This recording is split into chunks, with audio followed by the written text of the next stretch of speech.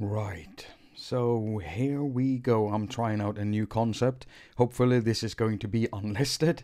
I'm not sure if it is. I've made a new intro loop just for Patreons, so I really hope this is unlisted. It looks like the video is starting here in the window inside Patreon, and I'm also gonna check.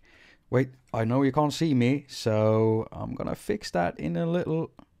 Let's see here, I'm just gonna hit that little button there, and there we go. So I'm trying out a concept here. Okay, so I'm gonna talk about what I'm doing with this concept for a little while, a few minutes. So if you want to get into the actual exploring of this new app that you can't see right now, but of AudioGrind by Grind by AudioDamage, then you can skip ahead maybe 3 or 4 minutes or 2 or 3 minutes. So the thing is, I'm doing these live things, and I'm doing it unscheduled and not telling you beforehand really about it, because I wanted to do more of these exploring videos where I learn apps that are new, like the one I did with the iScare one. What's it called? Red Shrike. I did the Red Shrike one, and that video was about like 20 minutes, and I even forgot to go through the resonator and stuff, and I got comments by patrons on that. And the thing is, I was using my iPhone, I was filming it, and due to this space limitation on my iPhone, I can't do these half-hour, 1-hour videos that I need to do to actually get deep into an app when I want to learn it, when it's new. And I want to show you the whole process, and the only way I can figure out of doing this right now, unless if I go out and try to, I can't now because I can't afford it, but I'd have to buy a new iPhone, and there, it's just so much simpler to do it like this. Do a live stream exclusively for patrons, and then the video will come out, and it will still have that same type of quality that I did with the iScare video, the Red Shrike video. Quality, I don't know. I mean, it's just basically me going through the app the way I always do it, only I'm filming it so you can see what I'm doing. And this episode, I'm gonna stop talking about that now, and in this episode I'm gonna go through Grind and by AudioDamage. It's new, it came out today, I think. I know almost nothing about it, almost nothing at all, and I've downloaded the manual. I always do that for an app. I didn't say that in the last video I did, because I want to reference that if I do miss anything. And right now I have to find my wiping cloth just to make sure that this is clean. At the same time, I've got the video up on Patreon here, and I'm hoping, I don't know, I mean, a lot of you might miss this, and that's the thing. This video will become available as a Patreon exclusive video only. I always make them available, and I will make a special playlist. I already have a playlist where I put the Patreon videos. I'm gonna do a post about that, but I'm gonna make a special video where I put the live streams like these, and I will announce them ahead in the future, and I'm hoping to do 2 of these per month at least for Patreons. So I have the video up. I can't see any comments. I don't even know if anyone's here. I'm gonna check YouTube also, and then we're gonna dig into Grind. It looks really interesting. Grind is a it's a distortion module, but it's based on wave shape synthesis. It uses waves to read and use the information from the waveforms, the same way that the distortion module inside Thor does. So you have different types of wave that you can read, and it distorts the signal using those waves. Only Grind is way more expansive because you have so much control over the part of the wave it reads. You can even modulate stuff, it looks like, and that's just the glance, just what I've glanced from it by looking at the thing. So I've got Poison 202 loaded in here, and I've got Grind loaded down here. I just have to check if the stream is going out. So I'm gonna, as usual, search myself on YouTube, because it's the only way I can find myself and my videos. And I can't see if there's any, of course not, because it's unlisted. So why would I be able to see it? This is interesting. How do I do that? How do I double check that? I could go, I just need to know that this is really unlisted. Otherwise, it's gonna go. If it goes out, I hope it doesn't go out officially. But if it does, it does. The Stream Now service is a bit unpredictable on YouTube. But hopefully it shouldn't. Okay, so Grind by AudioDamage. I've got the manual right here, and what I usually like to do is actually read what the developer thinks of their app, or what they want to, how they want to color our minds about what they've done with the app and stuff. And I always read that because I think it's funny. And I read a bit about this before I started live streaming, and I like the way that they made this app to destroy sound, not to make it sound better, more hi-fi. They've made the app to destroy sounds. And the final thing they say here is, finally, Grind's user interface includes a dynamic display of its wavetable, showing you the curve used to remap signals and providing you something to gaze upon with wonder as you listen to Grind reduce your precious audio to rubble.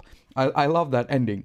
Reduce your precious audio to rubble. So they're basically saying, this is Grind. It will grind down your audio. It will destroy it. It's supposed to distort stuff. You're not supposed to use this to make stuff sound hi-fi. And I find that interesting. So what do we have here? Okay, so just from a glance, it looks like we have 12 knobs, I think. So we got 4 on this side, 4 here, these 2 and these 2 in the middle. And it has a filter, built-in filter, which is interesting. So the reason I think they would put a filter in here is because wave shape filtering, distortion can get really harsh. I know that from using Thor and this distortion module in the mixer. So I think they put the filter in here just to make it soft, so you can soften the blow from it, or maybe make it scream even more.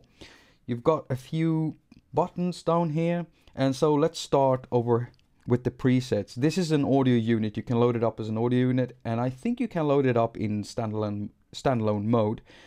I did initially try to load it up in Audio Bus, but what I saw was it didn't scale properly in audio unit extension mode. So a bit of the bottom disappeared and a bit of the side disappeared. And this might just be that they haven't tested the user interface on an iPad Pro. I get that a lot when I test synthesizers from certain developers. Sometimes it scales up here, but it scales perfectly on the iPhone and my iPad Mini 1 and 2. But on the iPad Pro, it just scales like that. And audio units, they might scale differently. So a bit of the user interface gets cut out. So I'm gonna have to talk to AudioDamage, which I haven't done. I haven't had any contact with AudioDamage ever. I don't know how many people are doing the development for their stuff. I don't know anything about this company. I just know their apps. I just know their apps and their software, and my friends, some of my friends use them and they love their stuff. And these are the guys and girls, I don't know, but these are the same people who gave away that compressor plugin. So the preset list is here, and there are presets here, and we can copy and paste and save as, which is very nice. So it's got its own preset system. Love that. Let's see if it ties into the Cubase preset system. Of course it doesn't. Of course it doesn't. Okay, so we have an input gain control, of course, to feed the signal in. Then we have a knob for the wavetable. Oh, look at that. Oh, look at that. So, we can really get a lot of control of the shape of the wave being read to distort, used and read as a basis for the distortion of the audio.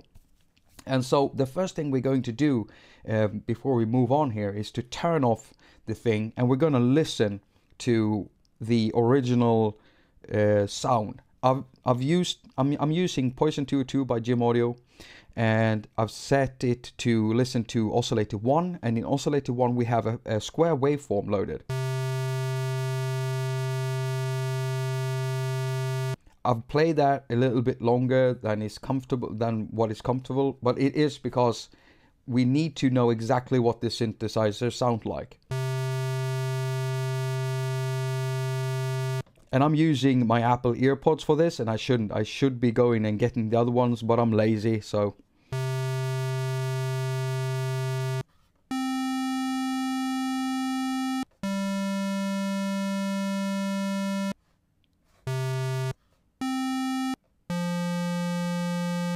And let's listen to a triangular wave.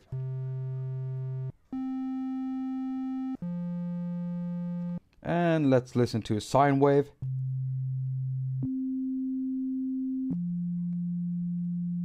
And the ramped saw.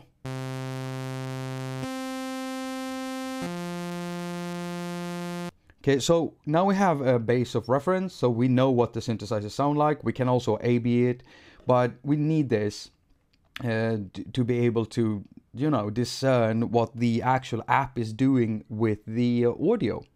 So I'm just checking again if there is someone here. I'm betting that no one is watching this right now, because it's such a short announcement, and some of you might be sleeping maybe, or some of you might be at work.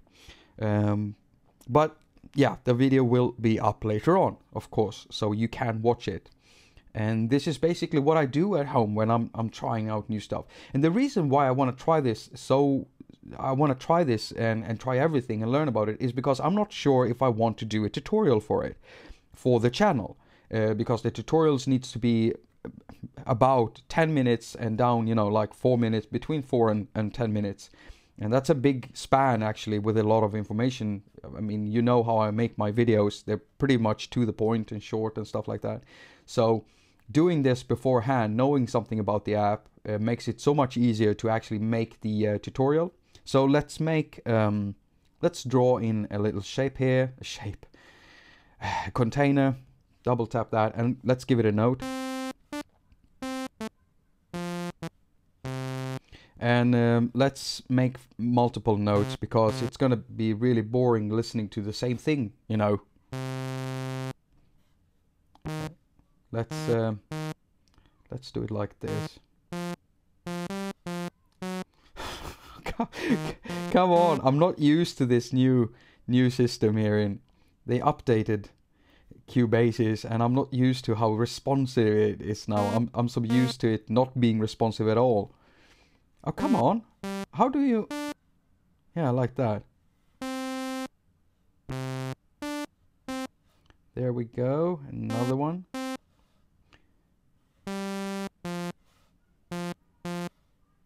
And then a little pause. That's gonna do it.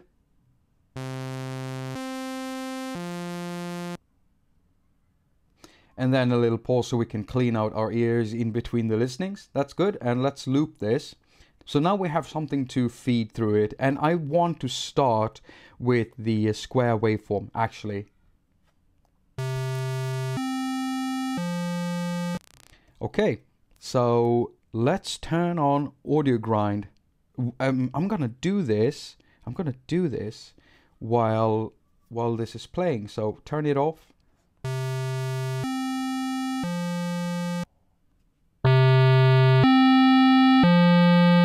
Wow, there. Let's pull down on the output level, try to match it.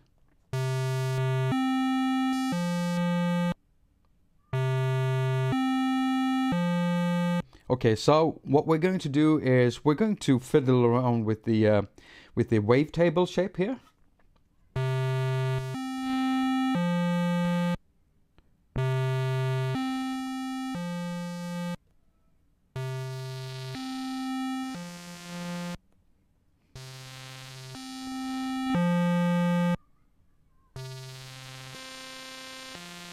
You can hear how sharp that is, and let's up the output volume. And in this instance, it would be really nice to have a filter, so instead of adding a filter to it, we can just pull the filter in here.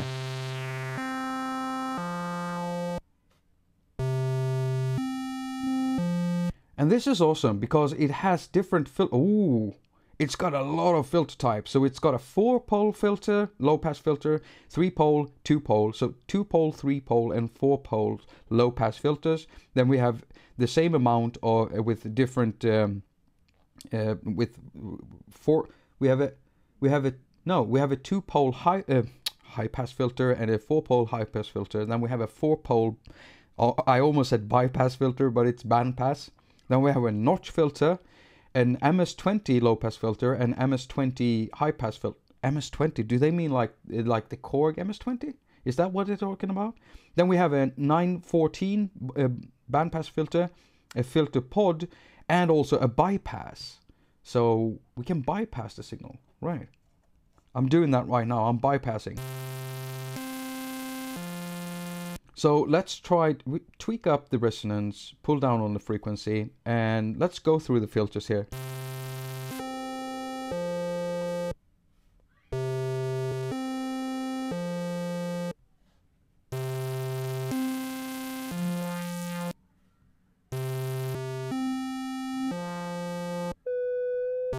Oh.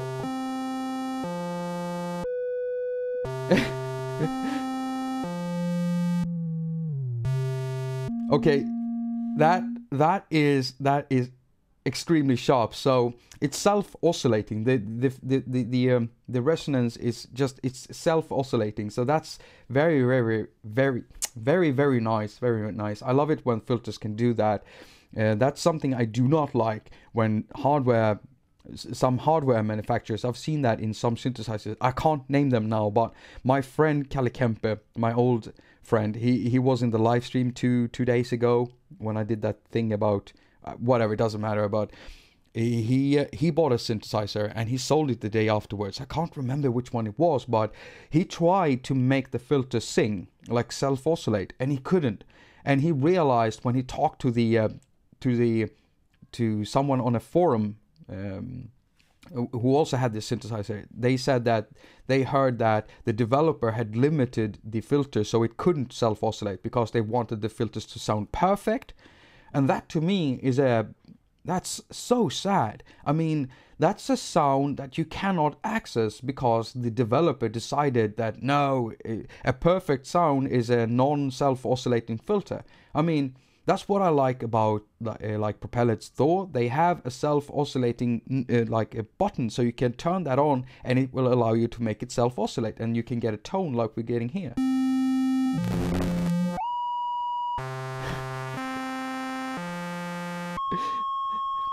Okay, that's enough. Let's keep on going through the filters. So he sold that synthesizer just because of that.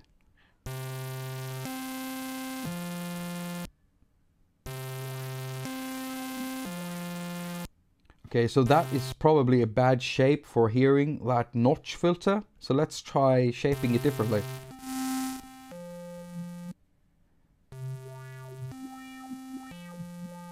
I realize that that is a bit low. I pulled down on the volume in OBS so I wouldn't kill anyone's ears.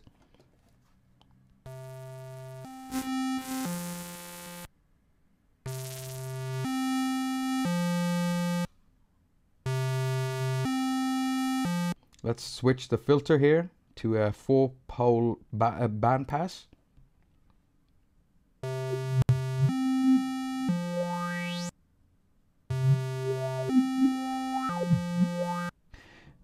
Now let's bypass everything. I haven't gone through all the filters. I know, but let's just choose one of the high pass filters. Okay, let's do that.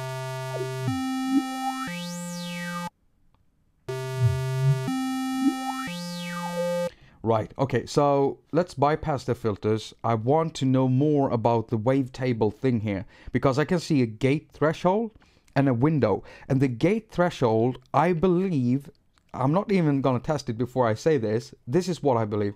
I believe that there is like a gate, like a threshold that you can set, so that when the incoming audio hits that, then it's going to start distort from beyond that level, like a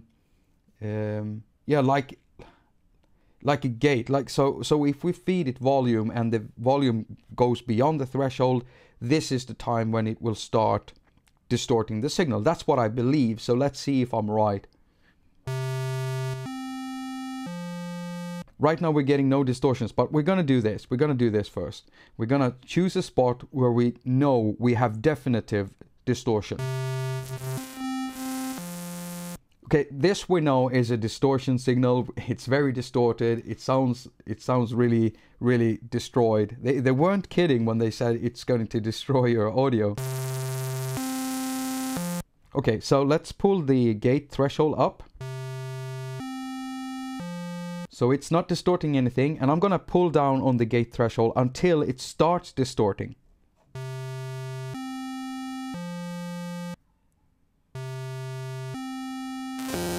There we go.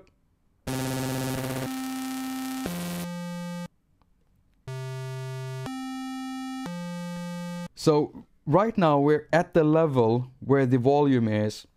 So it's starting to do these snappy sounds, because it's barely passing over that threshold, and it wants to distort, but it's not coming through.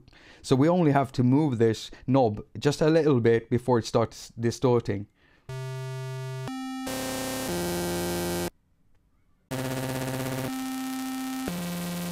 So what we could do to simulate this and make it really, really evident would be to go into Poison 202, go into the patch area, and make sure that the velocity, we tie the velocity to the amp. That means the harder you play or the louder you play in the velocity, the more volume we're gonna get out. So this way we can get different volumes out on this. So we're gonna keep this one at the highest velocity.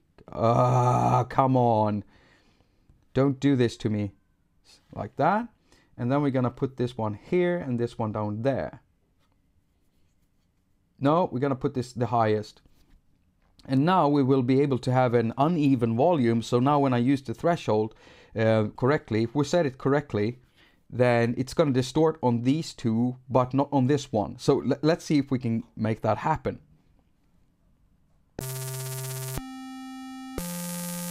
There we go. So it is distorting on those two because they're louder, but the one in the middle is not that loud, and the gate threshold is then telling the module not to distort because the volume isn't passing over the threshold.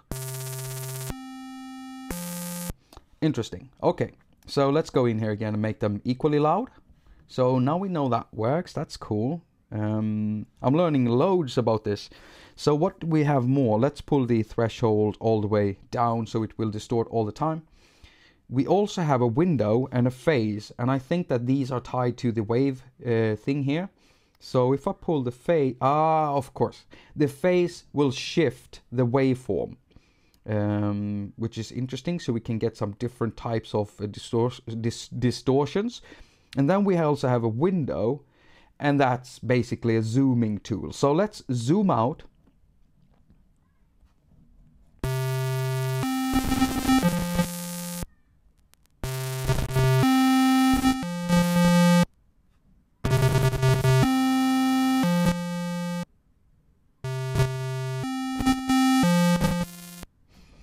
Right, so that way we can choose. Sorry, I'm hitting the microphone. That way we can choose what part of the sound of the wave we want to use for the module to listen to add as a distortion to the signal going through. Okay, good. Okay, so we also have wave on off. What is this?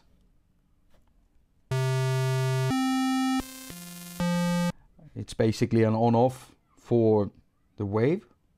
Why would you have that if you could just turn on the or turn off the? Well, it's basically like an on off button for the wave thing here. Then I'm gonna turn that on, and then we have the gate on or off. But the same thing, you could just pull it up all the way and it wouldn't do anything. So that's it. Then we know what these do. We know what this one does.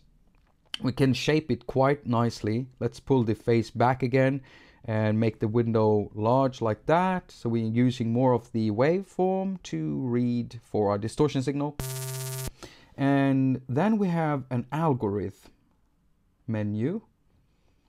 And so this is, so these are different algorithms. These are probably different waveforms, of course. So we have the tan, it looks like this. I'm just guessing now. Tan 2 looks like, it looks the same way. So I was wrong, was I? I was wrong. Okay, so I thought that that would be different. Yeah, I thought it would be different waveforms. So it's just an algorithm, the way that it picks apart this waveform and adds distortion to your thing. So let's listen to what they do.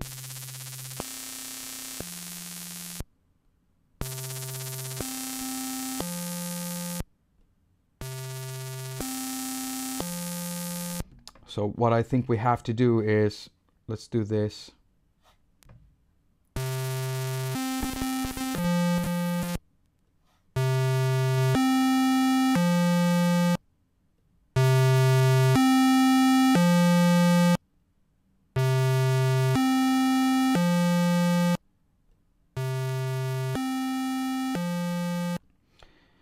What am I? Oh, okay. So down here we have an algo amount. So it's probably setting the strength for the algorithm being added in reading this wave file thing here.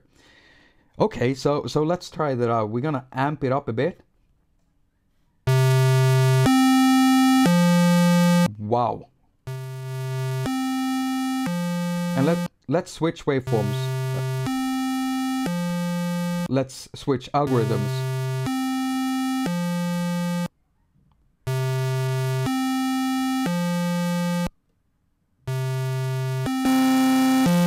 Okay, something definitely happened when we used the cubic one. Let's choose the hard clip.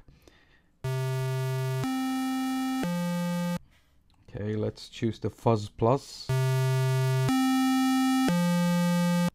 This thing is more alike nave, Waldorf nave in the way it works than it is like any other type of distortion module, it seems like. Soft saturation.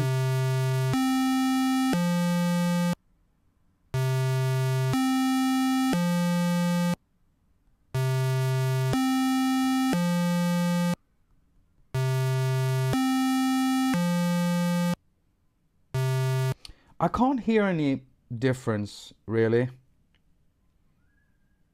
I can't hear that much difference. Maybe we have to tweak this a little bit more. So I'm also going to do this. I'm going to transpose the track 1 octave down.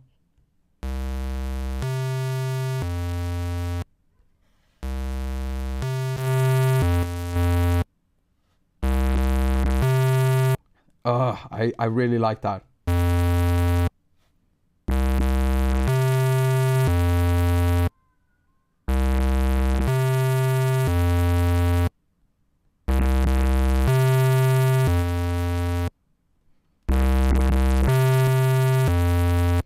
I'm not getting that much, but there is definitely something happen. And if we looked at this using an oscilloscope, we would definitely see some stuff happening with the waveform.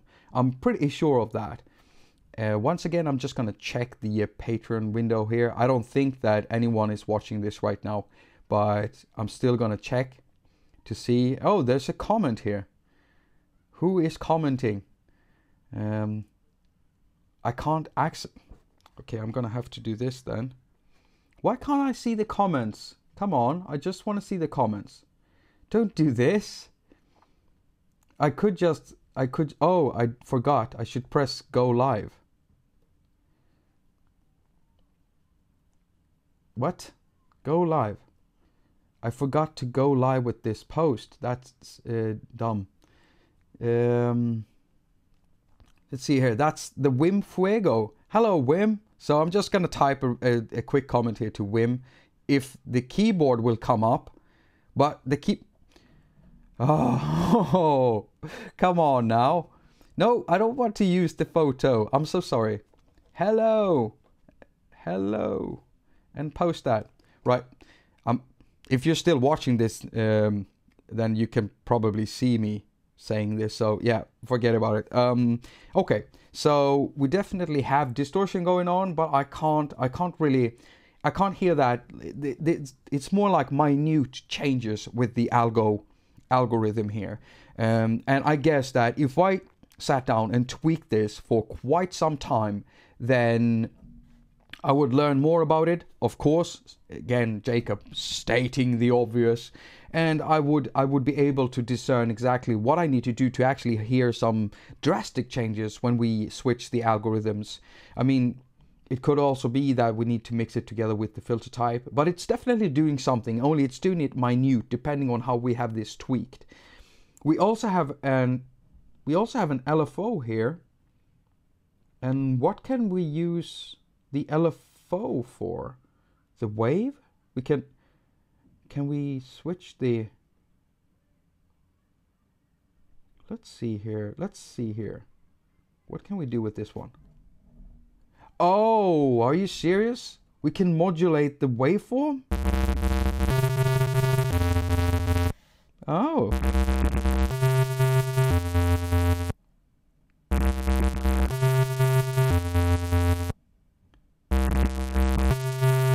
Oh, and it's tied to a tempo because, of course, we have an LFO sync here, but we can turn that off.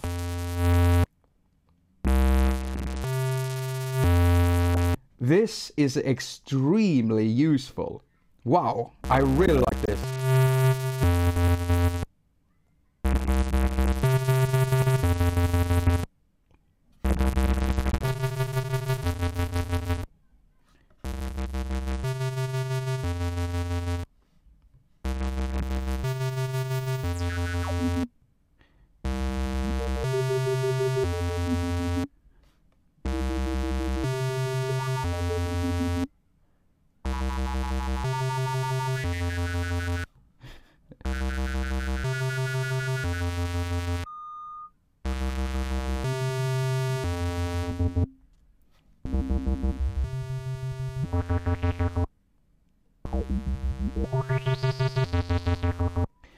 This is awesome. This is really awesome. So the frequency, what is this? What is this?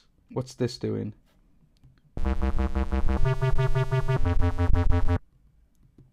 Okay, this is something I don't like. Okay, so it can reset like that.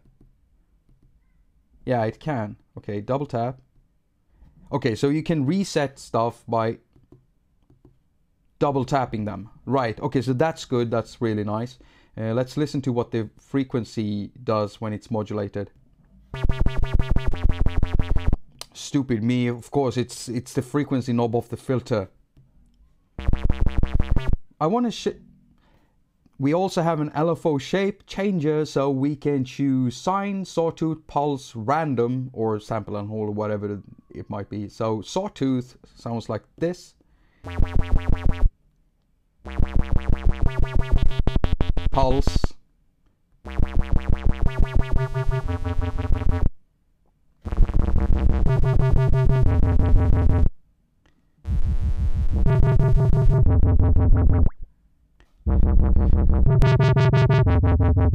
Yeah.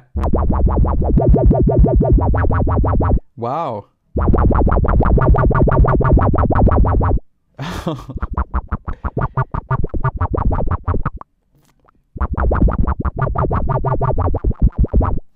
Okay, I'm pretty sure I want to do a tutorial for my channel on this one because wow, it is fun. This is really nice. We don't have any distortion module quite like this on iOS yet, do we? I mean, so far, one of the coolest ones have been from Holden S Media. I like that one. It's called Caramel Crunch. It's got such a lovely sound to it. I love the sound from Caramel. It's not called Caramel Crunch. It's called Caramel. And then I also like the distortion module from Klevgren Produktion, Klevga. It's called Squash It. It's got a... Is it Squash It? I think it's Squash It. It's like a 3-band distortion module. And then we don't have anything else. I'm sorry, it's getting so greasy. I just need to wipe this off using paper. You know, I always wash my hands properly. I brush my nails and everything. I make sure that they're shortcut because I don't want my viewers to be disgusted by my hands or anything like that. So I pay a lot of attention to that. And when I'm at my regular job, I never used to wear gloves back in the days when I was younger, but I always wear gloves now to protect the hands. But sometimes that won't help, and sometimes I get cuts and stuff, and hopefully on one hand. And when that happens, you will only see one of the hands in picture unless I forget and actually accidentally put my other hand in there. But I always think about stuff like that, like small little details, basically. Right. So what more was I thinking of? Okay, so there's an LFO skewing thing here. So let's listen to the frequency only, what that will do when we pull that knob.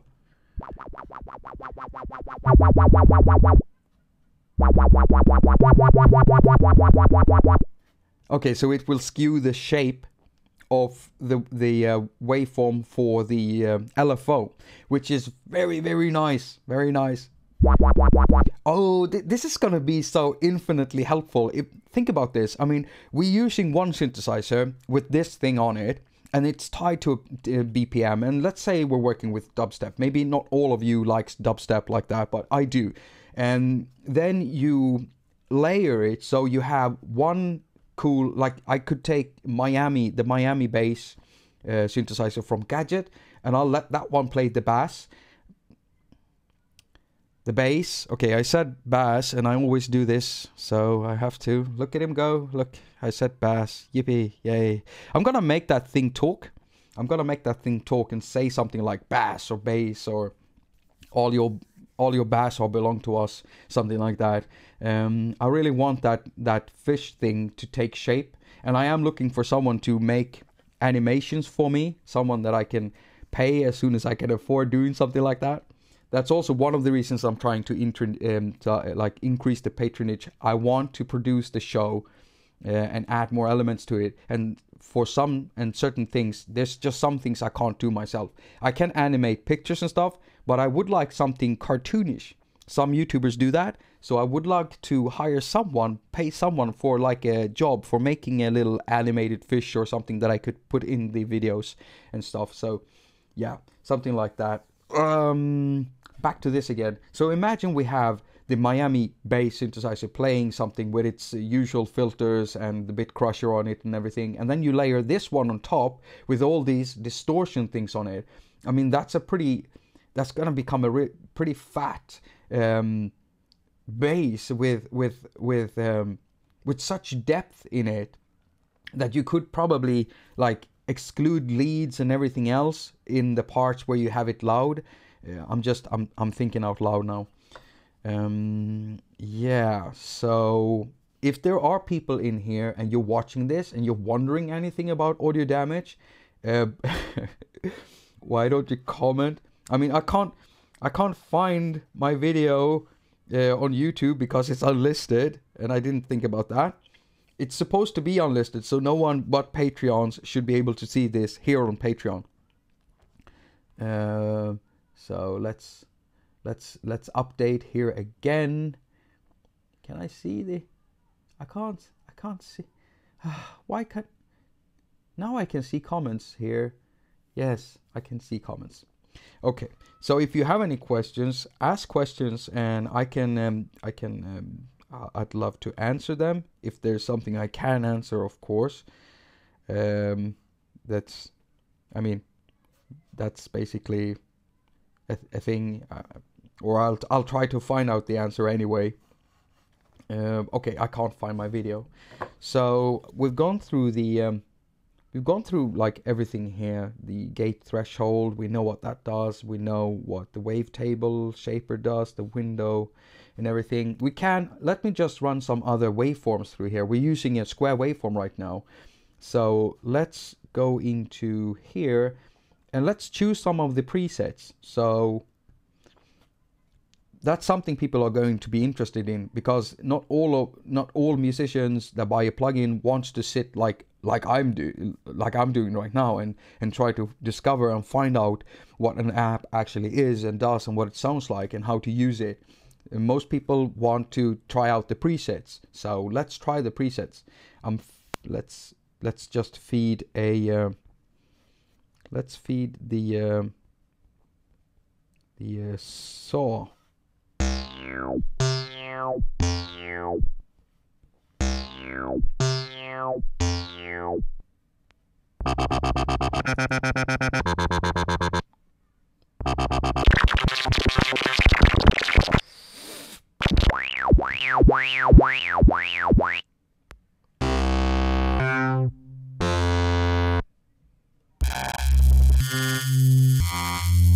Oh, I love that.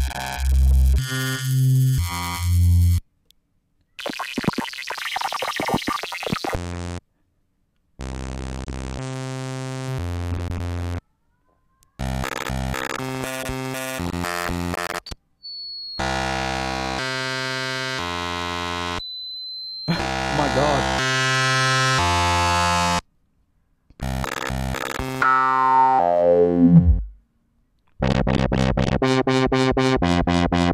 Okay, so we'll listen to some of the presets up to 13 here. Now, one thing I would like to know is can we modulate stuff in here? Can we tie this to MIDI? To MIDI. I know you say MIDI. I know it's pronounced that way, but I'm Swedish, so it's MIDI.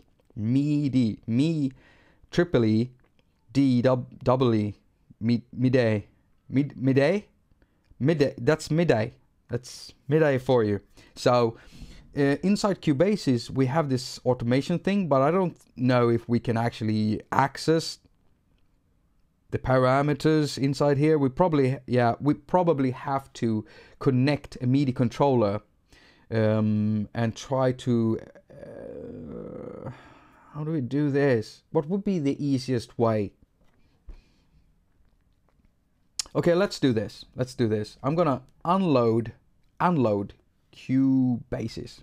We're gonna open up Audio Bus 3, and we are going to, don't forget to clear this session. Okay, yeah, I know. And we're going to load up MIDI LFOs. Yeah. So MIDI sender. MIDI sender. MIDI LFOs is right there. And take the red out, and I think we're gonna send this one into, let's see, audio units, and we're gonna choose where is it? No, it's not gonna do that, is it? We have to first go into audio, and we have to load up a synthesizer. Will we be able to do this? Will we be able to do this? I think so. Okay, so let's just choose an audio unit, and we're gonna choose Poison 202. Makes it simple, because audio units are simple. And then we're gonna add audio unit, and we're gonna add AudioDamage grind. And now we have them loaded. Go back into MIDI.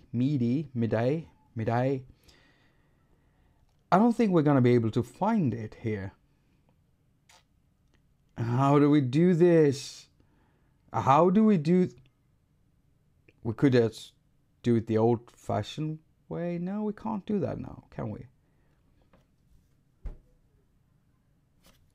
Go into here, and there is, you see how it's scaled so wrongly. You can see that, right? It's scaled so wrongly, and even if I flip the page, it gets cut out here, and it's kind of squashed and squished, and it's not supposed to be like that. Okay, so this isn't working. I just want to send MIDI. I want to send MIDI into it. How do I do that simply? Okay, so let's do it simple. I just want to try if this works. So we're gonna open up the grind module. Okay, I think that, yeah, it's muted. That's good. Okay, there is no settings page here. we're just gonna see if we can send MIDI to it. And so we're gonna start up MIDI LFOs and see if we can choose that one as a, no, we can't choose it as an output, can we? Unique, plug key, none, sunrise, say MIDI LFOs. Okay, so how do you automate it? It might just be that it has a MIDI system. Let's check the manual. Let's check the manual. Okay, so let's see here. Is there anything about automation? There it is, automation. All of Grind's parameters can be automated using your host's automation features. Consult your host documentation for information on how to use these features.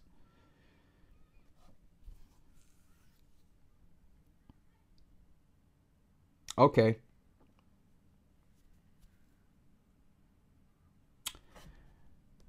So maybe we can't. It doesn't seem like we can.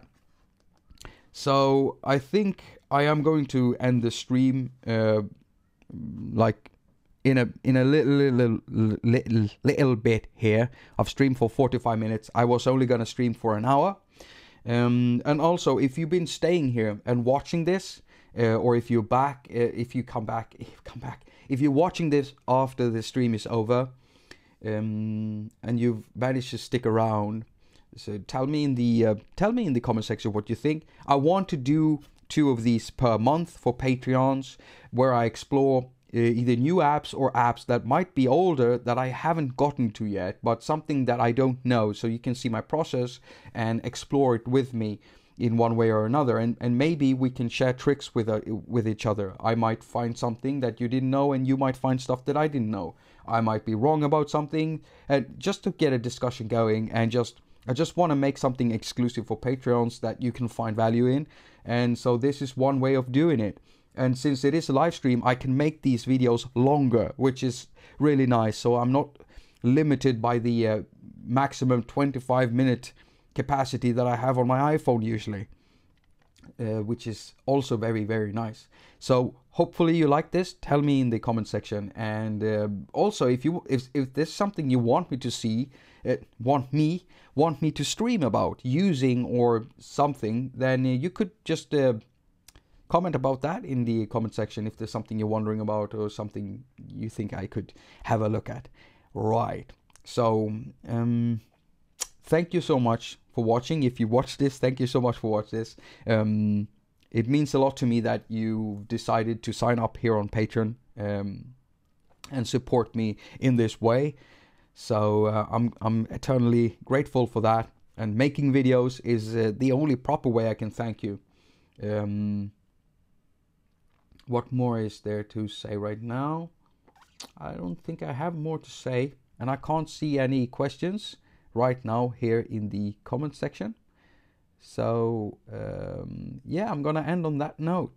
So as usual, I wish you a very productive week. Now go finger all of your stuff, have a lot of fun doing it, and I'll be posting up some new stuff pretty soon. Yeah, so bye everyone, and really thank you for watching this.